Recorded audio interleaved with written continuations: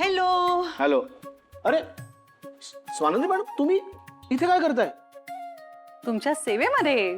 अहो डबा घेऊन आले तुमच्यासाठी. स्वानंदी मॅडम, तुम्ही कशाला आणला डबा वगैरे माझ्यासाठी? अहो ड्रायव्हर बरोबर पाठवायचं ना, तुम्ही नाही करायची ही कामं.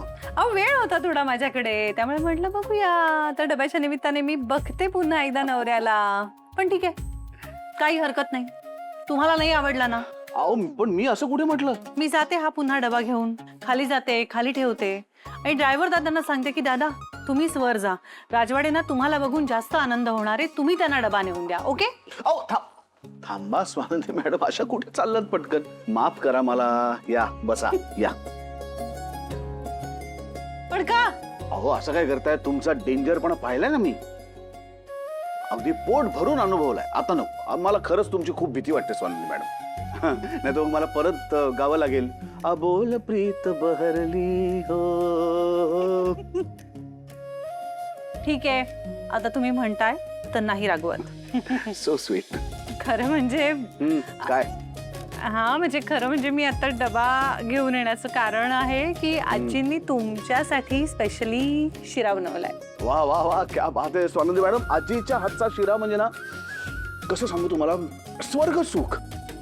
आजी म्हणजे या जगातली, म्हणजे या जगातला सर्वोत्तम शेफ सुद्धा तिच्या पुढे कमी पडेल. सध्याच्या भाषेत ओजी. हल्ली आता आजी फार स्वयंपाक करत नाहीत, पण जेव्हा जेव्हा करते तेव्हा असं वाटतं की बस ह्याच्या पलीकडे काहीच असू शकत नाही. आणि आज तर चक्क शिरा आहे. चला आज आपण दोघं मिळून खाऊया. नको, तुम्हीच खा. हो असं काय करताय स्वानंदी मॅडम? तुमचं पण राहिलं असेल ना, हे घ्या. छे आजी, मला असं बाहेर पडू देणार आहेत घरातून? आजी मला पोटभर खाऊ घातल्याशिवाय जाऊ देतील का? मी खाल्लाय शिरा, तुमच्यासाठी घेऊन आले आता. वा वा, अजूनच छान. चला मग पटापट सुरू करा, मला आजींना फीडबॅक द्यायचा आहे. द्या द्या द्या. आहाहाहा, वा वा वा.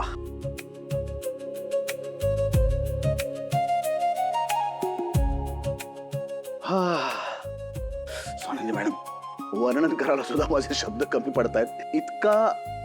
इतका सुंदर शिरा असणार आहे हा. म्हणजे त्याच्या वासावरच मी सांगू शकतो की या शिऱ्याची चव काय झाली असेल. वा वा वा. हे सेम एक्सप्रेशन दिले होते मी खाताना.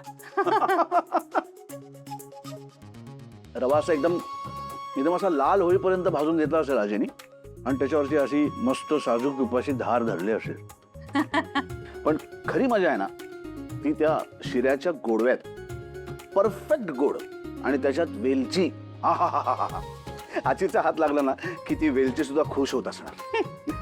स्वानंदी मॅडम, जगात कुठेही गेला ना तरी हा असा शिरा तुम्हाला शोधून सापडणार नाही. हा फक्त राजवाड्यांच्या घरात आणि आजीनी बनवलेलाच असू शकतो. अन्नदाता सुखी भव.